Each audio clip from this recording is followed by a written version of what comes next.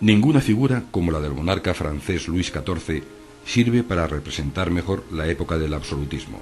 En dicho periodo, que a grandes rasgos abarca los siglos XVII y XVIII, la monarquía absoluta de derecho divino consigue imponerse definitivamente.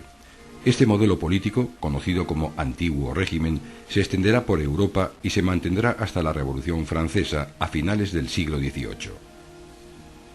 El rey absoluto centraliza en su persona todo el poder, reinando sobre sus súbditos y su territorio. La nobleza, despojada de su función política, se convierte en aristocracia cortesana, contribuyendo al boato del rey. Por debajo de él, una amplia burocracia, un ejército especializado y una diplomacia compleja le ayudan en sus tareas de gobierno. El pueblo debe, con su trabajo y sus impuestos, contribuir al sostenimiento de este sistema, que se considera de origen divino y, por tanto, sancionado por la religión. Para sus habitantes, el mundo de la Edad Moderna poco a poco se hace más pequeño, más cercano, mejor conocido. Las potencias europeas del siglo XVIII intensificarán su conocimiento y dominio sobre buena parte de la superficie terrestre, haciendo al mundo cada vez más estrecho. La búsqueda de mayores recursos, principalmente materias primas, llevará a explorar y establecer colonias sobre extensos territorios extraeuropeos.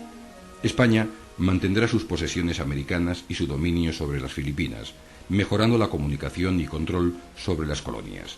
Portugal, la otra vieja potencia conquistadora, añadirá nuevos territorios a su colonia brasileña e incrementará su presencia en África gracias a la incorporación de Angola y Mozambique. Inglaterra, volcada a la conquista de nuevos territorios, verá asentarse su dominio sobre sus colonias en el Nuevo Mundo, al tiempo que fija sus ojos en África, donde establece enclaves de adquisición de esclavos en Gambia y Sierra Leona, y en el Índico, comenzando a establecerse en las Seychelles, India y Australia. Francia, por otro lado, mantiene la Luisiana y parte del actual Canadá, mientras que se expande por el Índico a través de sus puestos comerciales en el sur de Madagascar y el litoral de la India. La última en llegar a la carrera colonial, Holanda, establecerá sus bases comerciales en Sudáfrica como punto intermedio hacia sus grandes dominios en Indonesia. Junto a estos grandes regímenes coloniales sobreviven tres formaciones políticas tradicionales, los imperios turco, ruso y chino, que se verán amenazadas por el empuje europeo.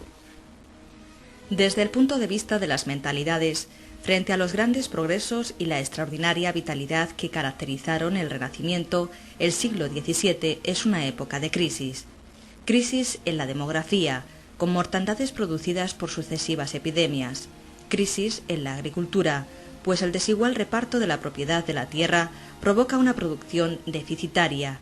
Crisis, por último, en la distribución de alimentos que hace habituales las hambrunas. De modo natural, estos factores provocaron frecuentes revueltas campesinas e incluso guerras civiles. Además, los conflictos entre estados produjeron la devastación de muchos territorios europeos. También la recesión alcanzó al ámbito de lo social. El ascenso económico de la burguesía mercantil se vio favorecido por el auge del comercio y la incipiente industria. Pero pronto los intereses de esta clase emergente chocaron frontalmente con los de la nobleza. Asimismo, los señores impusieron nuevas y gravosas cargas al campesinado, cuyas condiciones de vida ya eran de por sí muy penosas. El siglo XVII supone también un desplazamiento de los centros de poder en Europa. Frente a la decadencia imparable de los países mediterráneos, especialmente España, se produce la eclosión de una Europa atlántica, en la que rápidamente arraigaron las prácticas capitalistas.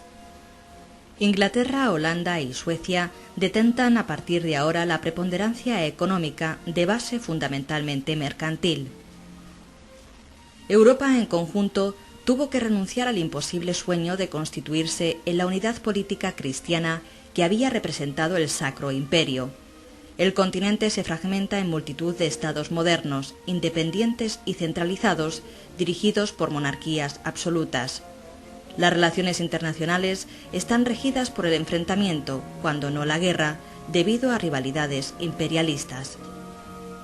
El siglo XVIII será a grandes rasgos una continuación de su predecesor.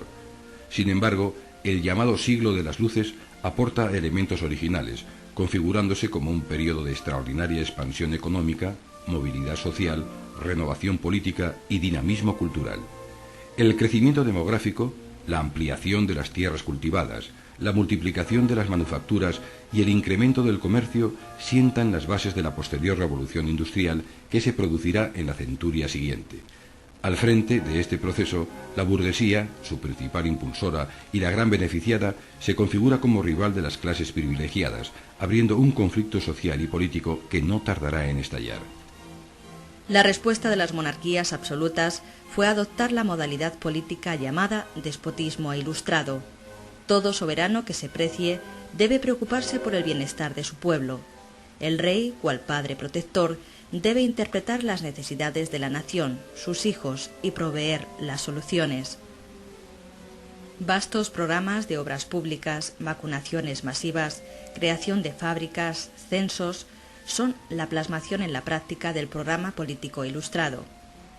La Ilustración, el gran movimiento ideológico del siglo XVIII, propugna el reformismo a través de la educación y el conocimiento científico aplicados al bienestar general. Humanismo, racionalismo y un entendimiento laico de la cultura impregnan las mentalidades más avanzadas de la época. Estos caminos, aún apenas abiertos, serán las fuentes de las que beban los posteriores procesos revolucionarios y están, sin duda, en el origen del mundo contemporáneo.